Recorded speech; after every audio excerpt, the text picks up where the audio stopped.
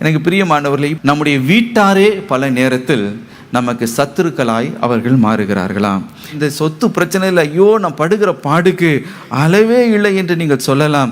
எங்கள் குடும்பத்தில் இருக்க இந்த பிரிவினையினால வேதனைப்படுகிறேன் என்று நீங்கள் ஒருவேளை நீங்கள் சொல்லி கொண்டு இருக்கலாம். அல்லது இந்த டிவோர்ஸ் பிரச்சனைனால நான் படுகிற வேதனை எனக்கு சகிக்க முடியாத வேதனையாக இருக்கிறது என்று ஒருவேளை நீங்கள் சொல்லி கொண்டு இருக்கலாம். எனக்கு பிரியமானவரே, உங்களுக்கு விரோதமாய் பேசலாம், சதித்திட்டம் செய்யலாம், உங்களுக்கு விரோதமாய் பொய் பேசலாம், பல காரியங்களை உங்களுக்கு விரோதம் புறங்கூறி அவர்கள் தெரியலாம். ஆண்டவரே, நான் எளிமையும் சிறுமையும் ஆண்டவரே, ஆயினும் இந்த ஏழை மனுஷனை, இந்த ஏழை மகளை உமது கண்மணியாக தயவு செய்து ஏற்றுக்கொள்ளும் என்று நீங்கள் ஜெபிப்பீர்கள் என்றால் அவர் உங்களை தமது கண்மணியாக ஏற்றுக்கொள்வார்.